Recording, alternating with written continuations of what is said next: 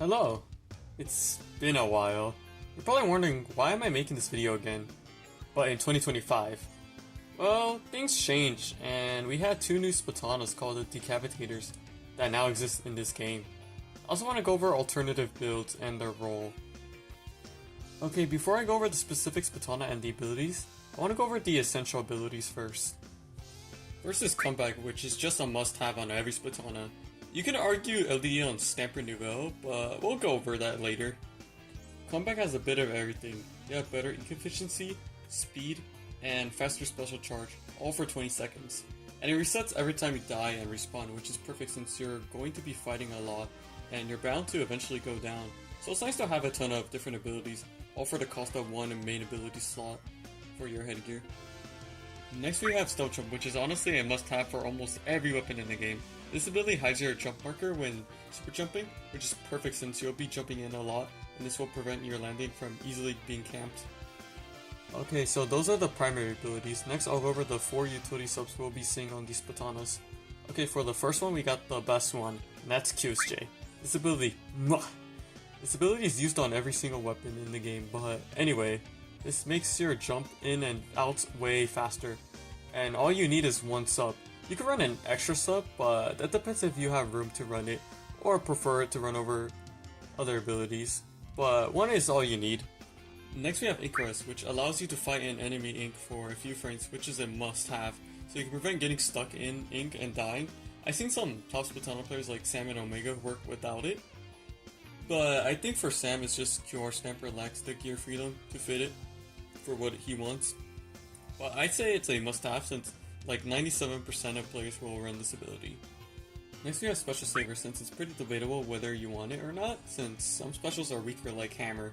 But for me, I'm someone who likes to have my special ready whenever I need it, so having an ability that helps save a bit of your special gauge after dying is pretty nice, so I'd say run it, even for Wiper since Ultrasound got buffed, making it throw mode more consistent. Okay, last utility sub is Sub Resistance Up, which is pretty useful since this can save you from getting comboed by bombs by lowering the damage numbers. I say this ability is essential because I hate to break it to you, you are going to fight players with bombs, and some of the most popular fighting guns are Stamper, Slosher, S-91, who benefit off their sub combos. And with just one sub of this ability, you can survive this Slosher combo, and without it, I die. So yeah, please run this ability. Okay, now that we're done with that, we can move on to the Splatanas.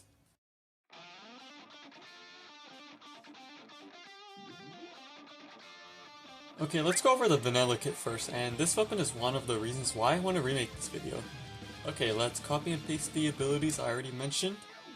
So the first ability we want is Ink Saver Main, and we want 2 subs of it because this allows us to get an extra charge slash, and stacked with comeback we'll have 10 charge slashes in total, which will help a bit with keeping your weapon active.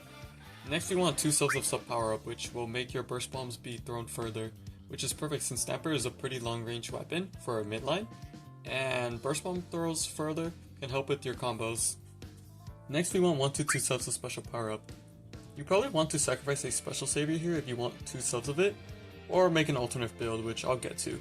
But anyway, special power up lowers your ink consumption from your Zipcaster arm, which is pretty useful so you can extend your time using Zipcaster.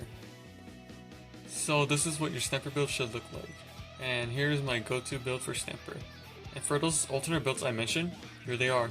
This one is so I can have the 2 subs of special power up, but I removed sub power up for the maps where I don't throw burst bombs that much, that being for me, Museum and Mincemeat. Next, this build is the same but with less special power up for maps I won't zip as much on, and this last build is just no special power up so I can have a second sub with QSJ. So those are all my swimsuit Stamper builds. Yes, I have more Stamper builds, that being QR Stamper builds. I want to go over this since QR Stamper has been having a renaissance recently, and I believe it's pretty optimal again, and a part of me thinks it can be better than Stamper's usual current builds, since Stamper is obviously a midline slayer, and with the swim speed build, usually win fights since you space a lot. But anyway, for QR Stamper can allow you to go for those riskier plays and can be nice for those mistakes you make since you'll respawn faster and be able to try again. Anyway, let's go over QR Stamper builds. Okay, let's copy and paste the usual, and this is the amount of quick respawn you want to run since this is the minimum you want to make this ability effective, making your respawn time 5.6 seconds. every time you die first. Quick respawn is the ability you'll be seeing since the ability synergizes so well of what the Splatanas want to do, helping them trade out and make their mistakes less punishing. But anyway, the last few slots are pretty optional. You can run anything I mentioned in the Swim Speed Stamper build segment. I'll go over the builds I like to run. This is my go-to QR Stamper build. I got all the utility subs I want, 2 subs of Inksaver main, and 1 sub of special power-up, which I would say is all the very important abilities for this weapon. Next, this build just allows me to have a sub of sub power-up so I can help with my burst bomb combos, but I sacrifice a sub of Inksaver main, which is fine, but I have to be wary of my ink management. This next build allows me to keep the 2 subs of Inksaver main, but I have to sacrifice special power-up for sub power-up. But this is okay for maps I don't sip on as much, that being Particle and Dime. This next build removes sub and special power-up with another sub of QSJ to fully commit to the QR playstyle by fighting a lot and getting back into the battle quickly as possible. And this last build has 2 subs of swim speed, but I do have to sacrifice a bit of abilities to run this since the biggest flaw of QR Stamper is it's obviously slower, while following up with teammates to help combo is slower, so swim speed helps with that so much since this build gives you the best of both worlds. Okay, that's all the gear abilities I wanted to share. And here are all the Splatana Stamper builds from top players if you want to use these.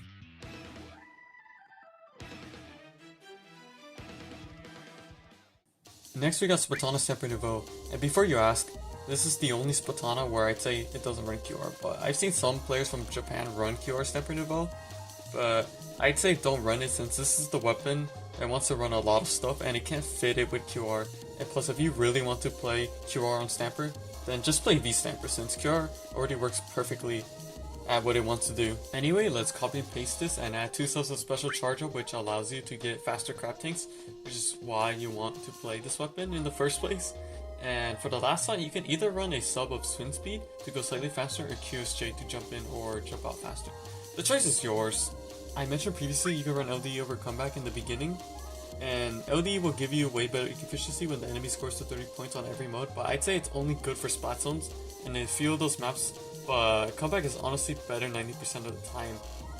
And I know that you usually want to anchor with Stamper Nouveau, but there will be times where you will fight with your teammates to provide chip damage or fight with cooler, so you're still going to play a bit aggro, which will result in a few deaths, so comeback will stay active, and plus having Inksaver main, swim speed, and special charge up from comeback is so useful.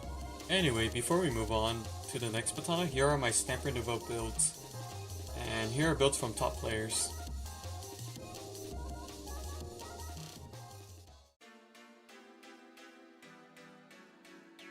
Okay, moving on to the next Splatana, and we have the Wipers. And we'll start off with the vanilla Wiper, so let's put on the primary abilities, and I'd say the minimum amount of slots for the utility subs is 3, and those that are the essentials are QSJ, ink resistance, and sub resistance. And for the main ability you want is QR, and you of course need to add 2 more subs of it to get the minimum effect of it. And the interesting part about Wiper is you practically can do anything you want with these free slots. You can fill up as much QR as you want to play for even faster respawn, or add things like Special Saver, a sub of ISM to get an extra charge slash, 3 to 2 subs of Sub Saver, throw more torpedoes. This can help with shark heavy comps to make it annoying for rollers. You can run an extra sub of QSJ to make your jump in and outs faster to really play into the divey playstyle of this weapon. And the last ability is swim speed, and you want to run 2 subs of it. This can help play for more effective skirmishes since you're way faster, and this can help your strafe against slow firing rate weapons, making the matchup even easier for you.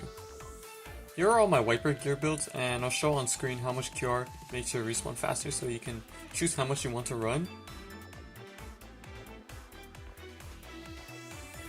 And here are the builds from top Wiper players. Okay, next we got the second kit to Wiper, that being Wiper Deco. I bet you forgot this weapon existed. Okay, this one is complicated since this weapon is never used in competitive play, and I'm not sure if QR or no QR is better, so I did my best to make the best possible Wiper Deco build. So of course you want to run these primary abilities. Next you want all these 4 utility subs. You want this amount of QR since you don't want to run in a lot like V-Wiper since this weapon doesn't play as aggressive as the vanilla kit. Next is 2 subs of sub power up, which I say is a must-have. You'll be doing your teammates a favor by making you and your teammates jumps faster when they jump to your beacons. Next is the final slot, and to be honest, I don't know what to run here. You could run an extra sub of Kyo straight to make your own jumps faster, or run another sub of Special Saver, which is what I run. This can help you have missiles ready on respawn after an unfortunate death, so you don't lose an important tool. So for the last choice slot, any of these are, you know, pretty good, I'd say. And here's Henlo's Wiper Deco builds. Yeah, this is the only Wiper Deco build I'm showing off from the top player.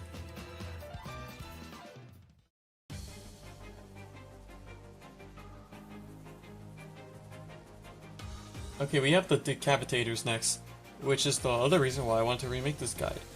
Okay, we'll start off with the Mint Decavitator.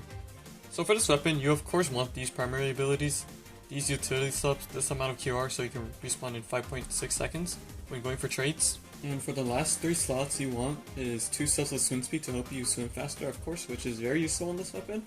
And for the last slot, you can either run an extra sub of QSJ or a sub of ISM. This gives you an extra charge slash, and with comeback you'll have like 9 charge slashes, which is pretty good.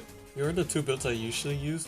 The choice is really yours for what ability you want, but for this next build you can have both plus an extra sub of ISM to get you an extra normal slash, sacrificing swim speed if you don't mind losing that. And for the last build, it's a non-QR Decavitator build, which, spoiler alert, isn't as debatable as Stamper.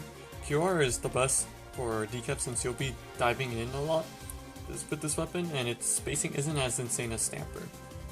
So this build is legit only good if you're feeling like a god that day when playing decaf. And you win a lot of fights, of course. But this build has everything I mentioned previously, but you now have a main of swim speed, so you'll be even faster, but now you have 2 cells of special charge up, so you can get more bubble since bubble is pretty good right now, and since you're not dying as much on this build, so you can help yourself get more bubbles for your fights and your mates. Anyway, that's all the Mint Decap builds I use, and here are top players' Mint Decapitator builds.